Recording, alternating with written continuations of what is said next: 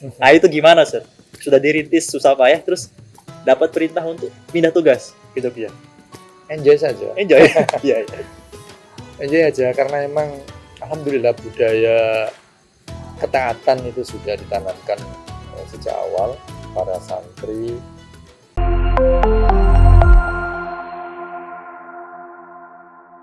Assalamualaikum warahmatullahi wabarakatuh. Waalaikumsalam. Sahabat Dai sekalian, selamat datang di channel Pos Dai dalam acara serial Dai Ramadan 1442. Alhamdulillah, bersama kami saat ini sudah ada Ustadz Abdul Muhaimin. Beliau adalah anggota Dewan Muzakarah Hidayatullah. Untuk awal-awalnya nih Ustadz ya, Ustadz Muhaimin ini kan anggota Dewan Muzakarah. Namun, sebagaimana dengan anggota Muzakarah yang lainnya ataupun anggota DPP yang lainnya, pastikan Ustadz punya pengalaman pertama kali mengenal Hidayatullah. Kemudian yang pernah juga Ustadz ceritakan yaitu bagaimana merintis cabang atau sebagaimananya. Nah, untuk itu Ustadz kami minta Ustadz untuk bisa share kepada kami, kepada sahabat dai juga yang ada di rumah, tentang bagaimana awalnya Ustadz berkenalan dengan Hidayatullah kemudian memilih untuk berdakwah dengan Hidayatullah. Ya, terima kasih sahabat dai yang dirahmati Allah. Alhamdulillah, bersyukur sekali saya bisa bersama-sama di Hidayatullah ini mengemban amanah umat bersama kawan-kawan pengurus yang lain.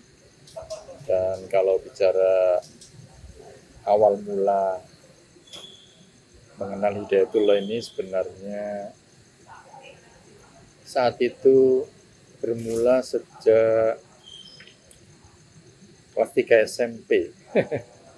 Mudah sekali. Kelas 3 SMP, jadi mungkin saya tergolong masih kecil. Saat itulah saya pertama kali mendengar nama Pondok Pesantren Hidayatullah di Balikpapan. Dalam sebuah acara kajian, salah seorang narasumber memperkenalkan Pondok Pesantren Hidayatullah yang ada di Gunung Tembak. Ketika dikenalkan program-program pondok pesantren yang sangat peduli menjaga sholat berjamaah, kemudian punya misi berquran, menegakkan Al-Quran dalam kehidupan, itu sangat menyentuh hati saya. Dan singkat cerita, waktu itu saya kepingin, waktu SMA, saya kepingin SMA saya di Gunung Tembak saja. Mau mondok situ ya. Tapi rupanya tidak direstui oleh orang tua.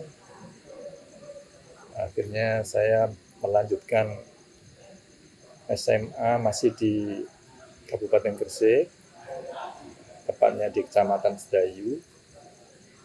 Dan dari situ tetap menjalin hubungan dengan para narasumber kajian itu, alhamdulillah. Sampai para ustadz kajian ini sebagian diantaranya merintis Pondok Pesantren Hidayatullah di Surabaya. Ya, kira-kira tahun 86, saya waktu itu tetap berinteraksi, dan informasi tentang Pondok Pesantren Hidayatullah tetap dikirim melalui buletin dan kaset ceramah Allahyarham Ustadz Abdul Said. Terus berlanjut, saya SMA, alhamdulillah SMA sempat ketemu dengan Allahyarham Ustadz Abdul Said ketika beliau berkunjung di Surabaya dalam sebuah acara dakwah, safari dakwah beliau.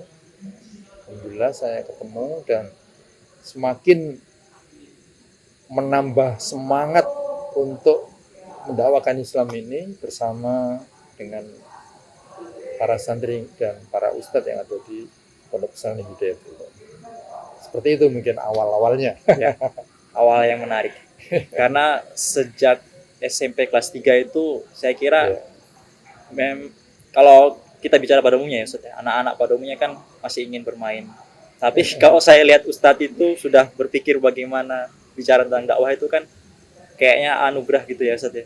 Ya, alhamdulillah, ini satu karunia yang memang harus disyukuri. Eh, Waktu itu salah satu hal diantaranya yang sampai sekarang sebetulnya saya merasa belum bisa memenuhi harapan ibu kandung saya. Sebetulnya mengharapkan saya itu lebih intensif menekuni Al-Quran waktu saya SMP, SMA.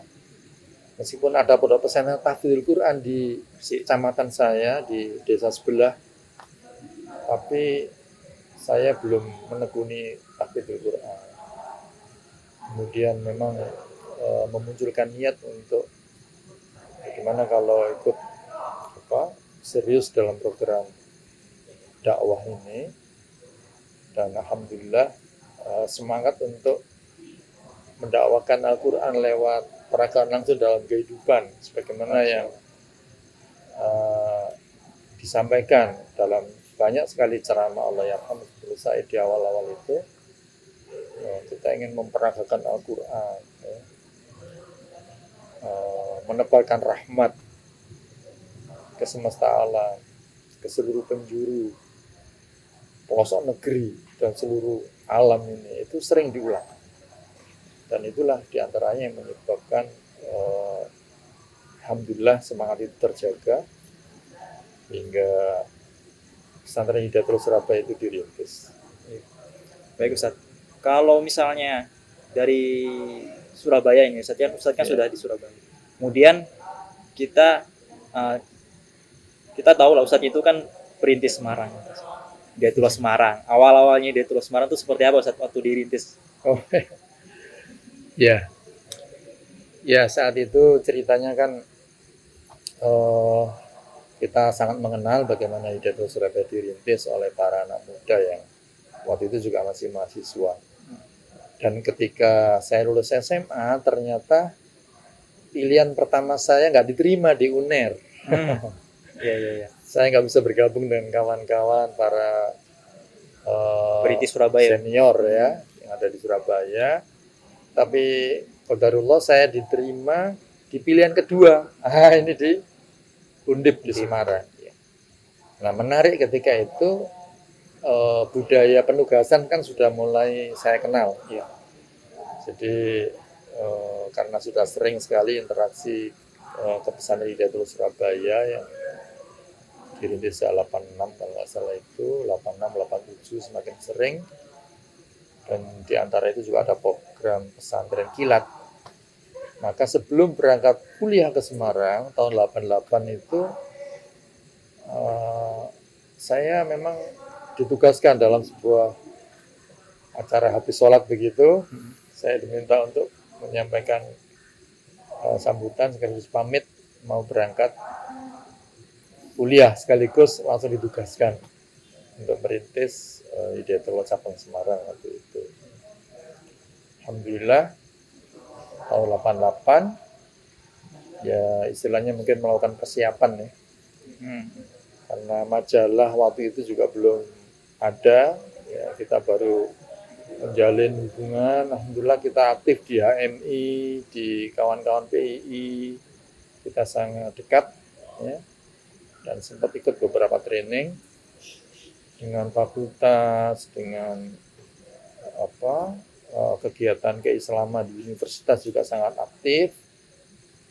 Kemudian begitu tahun 89 ya, setelah majalah Hidayatullah terbit di masih tahun pertama ya, kira-kira bulan Februari atau Maret, itulah pertama kali cabang Semarang mendapat amanah untuk sebagai distributor majalah Hidayatullah Jawa Tengah. Jadi yang tadinya status persiapan menjadi distributor. Iya. Alhamdulillah itu kita tekuni distribusi ini sampai kurang lebih 400 eksemplar. Kemudian datang utusan dari Surabaya 2 orang tahun 91 atau 90 akhir kita bertiga merintis persiapan berdirinya Hidayatullah secara legal. Nah, kita persiapkan administrasi pendirian pondok pesantren Hidayatullah di Semarang. Oh, iya. Iya. Kalau masalah tadi kita dengar bagaimana sepak terjang Ustadz aktif di berbagai kegiatan kampus, terus Iya. mengenal beberapa organisasi kemahasiswaan. Waktu Ustadz berangkat dari Surabaya penugasan itu, bekal apa yang Ustadz kira-kira, yang seingat itu saja, bekal apa yang jadi pegangan Ustadz sehingga Ustadz punya tekad sebegitu kuatnya untuk mendirikan Hidayatullah di Semarang? Ya. Pertama yang saya rasakan itu sentuhan misi pondok pesantren Hidayatullah ya. Yang disampaikan berulang-ulang oleh Allahyarham dalam ceramah-ceramah beliau, bahwa kita kepingin menegakkan Al-Quran dalam kehidupan. Ya, kita kepingin menebarkan rahmat ke seluruh pelosok negeri. Ini menyentuh, ya. Ini bagi saya sangat menyentuh. Yang kedua adalah kepedulian pondok pesantren Hidayatullah ini dalam menjaga sholat berjamaah. Ini dan alhamdulillah itu juga yang memang penanaman dari orang tua saya sejak kecil, sejak kita di sekolah dari di Gresik itu ada namanya pondok Mambaul Hisan. Nah, Mambaul Hisan itu di Sedayu, di kecamatan saya, itu dirintis oleh Allahyarham Kiai Haji Muhammad Sofwan. Saya murid beliau, saya masuk pesantren itu tahun 74. Dan pesantren ini juga yang menjadi risetnya almarhum Bapak Dahlan Salim Zarkasi Semarang sebagai perintis metode Qiroati. Oh, jadi ketika saya ketemu beliau tahun 89 itu sangat nyambung ini. Dan beliau sangat senang dengan misi Hidayatullah ini, beliau sangat mengenal Allahyarham. oh, Dan itu juga menambah semangat. Ternyata ketemu orang-orang yang cinta Al-Quran. Nah, begitu. Jadi begitu ceritanya, tahun 89. kalau bisa kita tangkap Ustadz ya. Ya. Seolah-olah Allah tuh kasih jalan aja gitu ya. Ya, alhamdulillah. Kalau yang Ustadz bekal tadi masalah Al-Quran itu, Allah pertemukan dengan orang memang yang concern di bidang itu dan dibukakan jalan dakwah. Alhamdulillah. Kemudian setelah di Semarang kan Ustadz ke Jogja sebagai DPW itu. Nah, sebagai seorang yang merasa merintis Semarang, tiba-tiba disuruh pindah. Nah, itu gimana, Ustadz? Sudah dirintis susah payah, terus dapat perintah untuk pindah tugas ke Jogja. Enjoy saja. Enjoy. Iya, iya. Enjoy aja, karena emang alhamdulillah budaya ketaatan itu sudah ditanamkan sejak awal di para santri, yang notabene-nya emang ditanamkan untuk banyak memberi, banyak berbuat, banyak berkarya, dan itu juga yang kita rasakan, sehingga begitu SK turun kita enjoy saja. Bahkan sebelum ke Semarang itu pernah kita pindah rumah satu setelah menikah, pindah ke rumah berikutnya itu hanya hitungan jam. Kok bisa? Pak Muhaimin pindah ke kampus itu habis sholat subuh, instruksinya habis zuhur kita udah pindah. Iya. Itu seperti itu sudah biasa. Begitu juga dari Semarang ke Jogja sudah biasa. Alhamdulillah. Nggak ada rasa berat sedikit pun. Mudah-mudahan ini bisa terjaga. Amin ya Allah. Ya, dengan dinamika organisasi yang semakin berkembang seperti ini, Ustadz. Terutama kan kalau kami di Pusdai ini kan concern di dakwah. Ya. Kita mengurus banyak sekali keperluan dai seperti Natura, seperti Armada Dakwah. Kemudian juga kita ada sekolah dai yang mendidik calon-calon dai. Kemudian yang terakhir kemarin itu kita ada Grand MBA, gerakan mengajar belajar Al-Quran. Kemudian programnya ada Majelis Quran Hidayatullah, ada Rumah Quran Hidayatullah ini. Kemudian Ustadz, bagaimana pendapat Ustadz ataupun pandangan dari Ustadz sendiri mengenai apa yang telah di Posdai perbuat, kemudian apa yang harus Posdai perbuat ke depannya itu Ustadz? Ya, alhamdulillah. Yang pertama tadi, kalau saya emang selama ini sedikit amanah di mimbar. Ya, mungkin yang menugaskan saya juga tahu ya. Tapi alhamdulillah bersama kawan-kawan memang memperkuat di bidang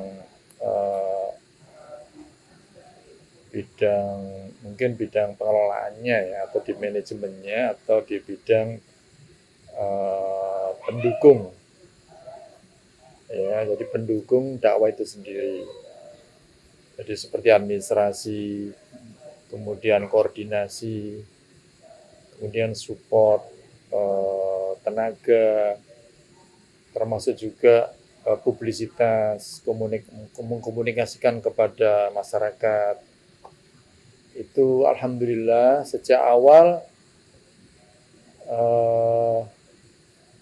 amanah yang sering diberikan kepada saya itu sekretaris.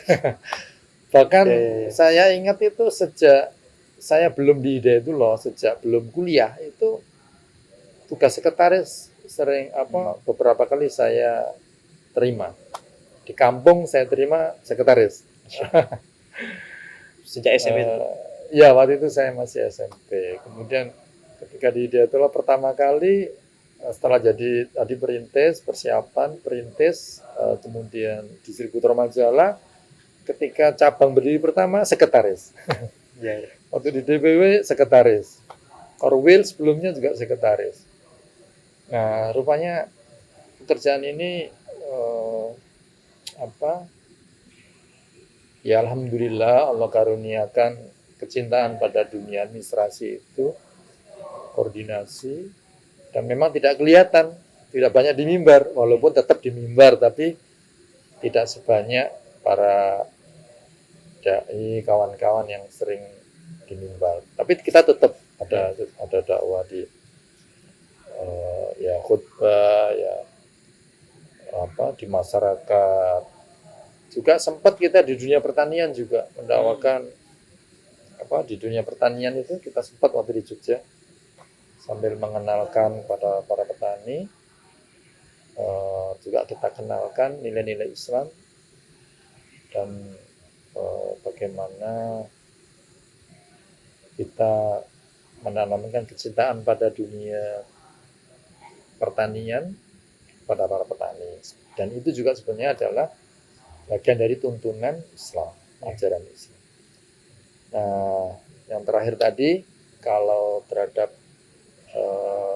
harapan ya tadi ya, harapan Posdai ke depan, saya kira umat Islam ini harus didekatkan sedekat-dekatnya dengan Al-Quran ya. Karena Al-Quran ini adalah mukjizat ya, yang hingga saat ini bisa kita saksikan, bisa kita rasakan, dan insya Allah dia juga menjadi hujah, di samping memang harus didakwahkan. Dan Al-Quran ini juga menjadi pemersatu umat. Dia sangat inspiratif dan sangat bisa untuk menggerakkan hati-hati manusia, siapapun juga dirinya, pasti ya bisa tergerakkan oleh Al-Quran itu, karena dia adalah mukjizat. Dan disinilah peranan Posdai yang bisa dikembangkan terus-menerus, bagaimana dunia ini bisa lebih didekatkan kepada Al-Quran, khususnya manusia akhir zaman ini. Dan otomatis untuk program mendekatkan Al-Quran ini tidak hanya baca, tidak hanya tilawahnya, tapi juga mempelajari maknanya, mempelajari bahasa Arab, mengenalkan isinya, kandungannya melalui pengajaran tafsir, kemudian kajian-kajian Al-Quran, kajian-kajian keislaman yang bersumber dari Al-Quran. Kemudian yang penting juga adalah bagaimana masyarakat ini disentuh kesadarannya setinggi mungkin untuk melaksanakan Al-Quran semampunya. Seperti yang ceramahnya Allah ya rahmatullah saya. Itu. Jadi kalau kita melihat bagaimanakah peranan seorang dai itu di situ dalam mengal-Qurankan, istilahnya membumikan Al-Quran itu seperti apa, Ustaz? Ya, saya kira jelas ya. Ya, sebagaimana Nabi kita Muhammad SAW, kan beliau ini sebagai basyir, sebagai sosok pemberi kabar gembira, dan juga nadhir sebagai pemberi peringatan. Saya kira untuk mengenal Al-Quran juga seperti itu. Ya, terhadap para mu'alaf ya kita kenalkanlah yang kabar-kabar gembira. Kita kenalkan yang membuat dia tersentuh dengan Islam ini yang sebetulnya sangat mempesona. Kadang-kadang kan Islam ini menjadi tidak menarik gara-gara kita sendiri sebagai dai-nya ini kadang-kadang kurang pas dalam memperagakan Islam. Dan sebetulnya itulah yang pertama dulu termasuk yang menyentuh saya. Ketika itu tahun 80-an kan Gunung Tembak itu menerima hadiah Kalpataru. Iya. Jadi Presiden Allah ya, Soeharto. ketika itu Menteri Lingkungan Hidupnya Bapak Emil Salim. Ketika itu Allah Yarham itu menekankan ya mari kita dakwakan Islam ini dengan penuh pesona. Begitu. Ya. Gitu. Baik Ustadz, terima kasih jazakallahu khair atas sharingnya, berbaginya. Semoga waktu yang singkat ini bisa bermakna bagi kami, bagi sahabat dai sekalian. Kami juga berdoa semoga Ustadz sehat selalu, diberikan kemudahan dalam segala urusannya, terutama dalam mengelola organisasi ini dari Allah. Dan juga kami mohon doanya kepada Ustadz untuk Posdai, kemudian untuk sahabat-sahabat dai semua, terutama agar bisa tercerahkan oleh Al-Quran ini. Amin, semoga bermanfaat. Baik, sahabat dai sekalian, demikian perbincangan singkat kita dengan Ustadz Abdul Muhaimin. Semoga bermanfaat. Saya Ma'rifatullah, billahi taufiq wal hidayah. Assalamualaikum warahmatullahi wabarakatuh.